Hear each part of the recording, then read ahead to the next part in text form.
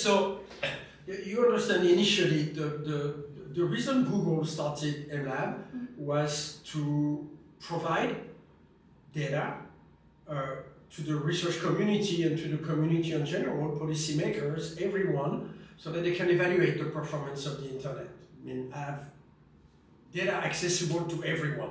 So that's how MLab started 15 years ago at Google.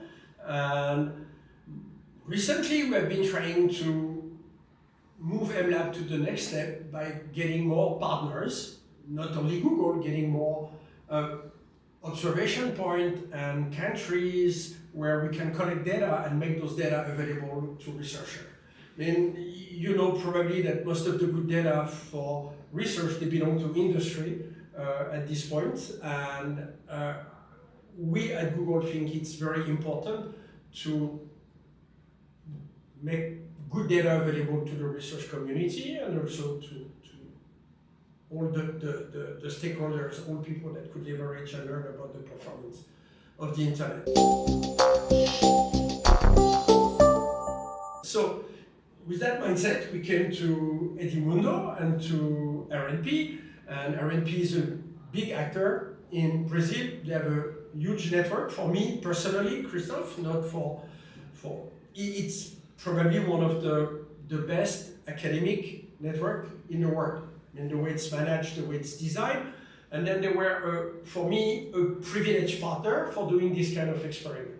So we have been talking to them and discussing whether they could host servers in their network to run MLab tests. So we have done an experiment for 1 year, and it was very successful. I think that they were happy, we were happy, and we had to modify our code base so that they can run in a virtual machine in their network. And by the way, thanks to RNP, we designed what we call Bring Your Own Server, which is now a technology where everyone can take an MLab server and have it run in their own network. So that's how the collaboration started. I think until recently they had one server running most of the tests, and now I think I've checked last week, they have 12 servers running MLab tests. Okay, and for us, it's a lot of data coming from Brazil, which is a very specific country on the ISP standpoint. Most countries will have 3 or 4 ISPs, or in that range. Brazil has what, 800 ISPs? So you're a very specific country, and because of that, also super interesting from a data collection standpoint. Okay. Another thing which is interesting in Brazil is Anatel has been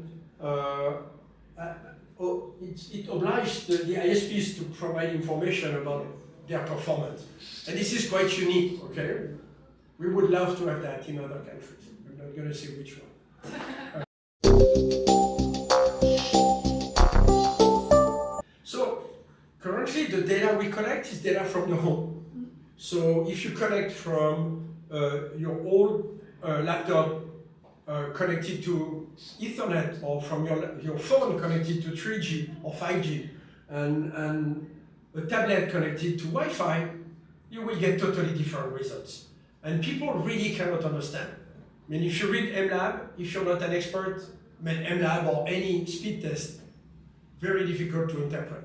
So the idea here is, where NLIX could help, is run tests from the home gateway. I mean, you are in the most important location in the home.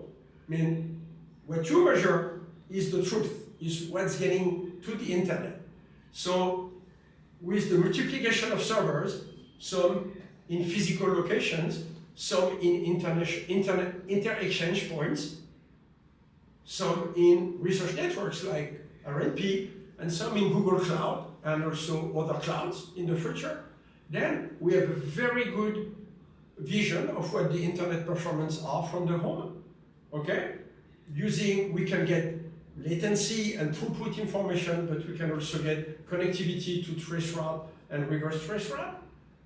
So NLIX can help us here, because you own, for me, the most important point, the gateway. I mean, when I was working at Technicolor before, I've been trying to do that already, which is to do measurement. That's how the story started, okay? Yes. That's how we started to talk before MLab. about making measurements in gateways at NLIX. So I think that's the key.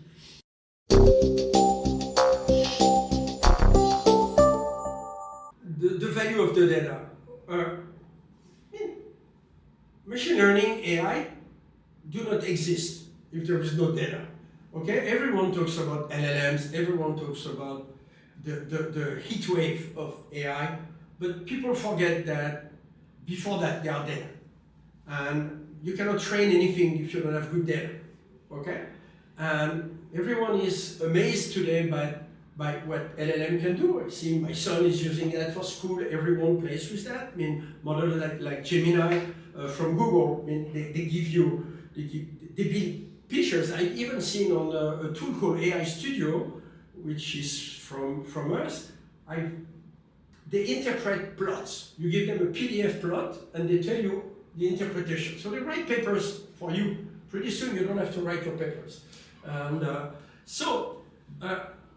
the data is super important. The data is what will fuel the availability and the quality of your service.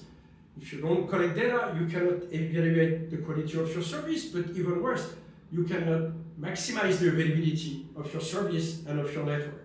So why do you work with NLIX? Is because NLIX will make measurements on your home network, and thanks to the data, they will reach the point where they can, and to AI, where they can make fixes in your service automatically. That's what we call the notion of autonomous network.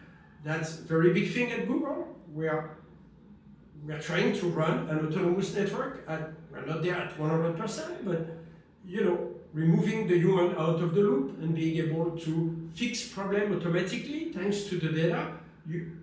This is the holy grail for a network like Google and also for ISPs. So it doesn't matter where you're a small ISP or a big ISP.